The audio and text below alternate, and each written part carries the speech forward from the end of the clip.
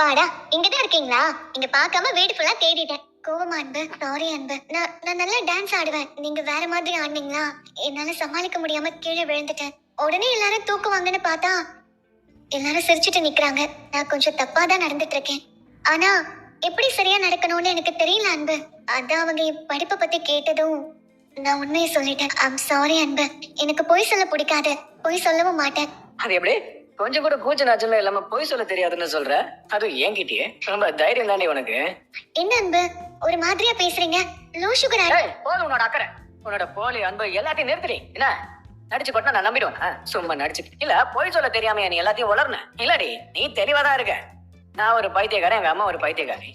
அவங்களோட வெள்ள மனசை யூஸ் பண்ணிக்கிட்டு நீ உன் டிராமாவை வெளியில போட்டுக்கிட்டு இருக்க, அப்படிதானே? டிராமாவா? என்ன சொல்றீங்க அன்பு? உன்னோட நோக்கம் என்னன்னு புரிஞ்சு தானே சொல்லிக்கிட்டு இருக்கேன் நானு. என்னமோ பொய் சொல்ல தெரியாத மாதிரி நடிப்பியா, டான்ஸ் ஆட தெரியாத மாதிரி நடிப்பியா, வீட்டுக்கு வந்த கெஸ்டுக்கு முன்னாடி என்ன அசிங்கப்படுத்தி அவமானப்படுத்தி அப்புறம் ஒண்ணுமே தெரியாத மாதிரி அவங்க முன்னாடி சீன் போடுவியா? யார்டி நீ? என்னென்ன திலாலங்கடி வேலை எல்லாம் காட்டுற என்கிட்ட? நீங்க என்ன சொல்ல வரீங்கன்னு எனக்கு புரியல அன்பு. அது எப்படி புரியும்? புரியாத மாதிரி நடிச்சாதானே உன்னை நானும் அம்மாவும் நம்புவோம். அப்பதானே உன்னோட பிளான் எல்லாம் நிறைவேற்ற முடியும். வந்திருக்கிற கெஸ்டுக்கு முன்னாடி என்ன அவமானப்படுத்தி நிக்க வைக்கணும், எல்லாரும் என்ன பார்த்து சிரிக்கணும், கிண்டல் பண்ணணும். என்ன பாவம் இவ, ஐயோ அப்படிதானே பேசணும். இதானே உன் பிளான்? ஏன் அன்பு இப்படி எல்லாம் பேசுறீங்க? ஏய் உனக்கு ஒண்ணு தெரியுமாடி? ஆமா என் உடம்புல குறை இருக்கு, அதுக்கு என்ன இப்போ? ஆனாலும் அதை மீறி நான் ஜெயிச்சுட்டு இருக்கல. எனக்கு பிடிக்கவே பிடிக்காத விஷயம் என்னன்னு தெரியுமா? என் மேல மத்தவங்க சிம்பத்தி காட்டுறது. அதையும் எல்லாரும் முன்னாடி பண்ண வச்சிட்டல. சத்தியமா இது மாதிரி நடக்கும்னு எனக்கு தெரியும். வேணாண்டி போதும். நீ ஒண்ணும் தெரியாத பச்சை குழந்தை பாரு.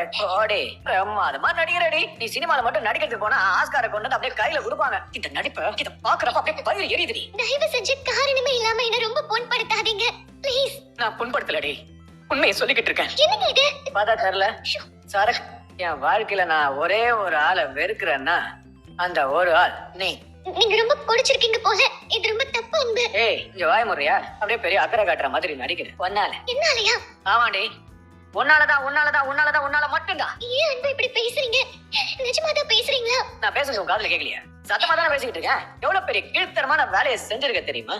பொய் சொல்லி எனக்கு மிகப்பெரிய துரோகம் பண்ணி என் வாழ்க்கைக்குள்ள வந்து என் வாழ்க்கையை சீரழிச்சிட்டேன். இல்ல இன்னும் எத்தனை நாள் இப்படி சித்திரவதை பண்ணுவ ஒரு ஆளை? நான் இன்னும் எத்தனை நாள் தான் உன்னால வேதனை அனுபவிக்கணும்? இதுக்கு என்னடி சொல்யூஷன்?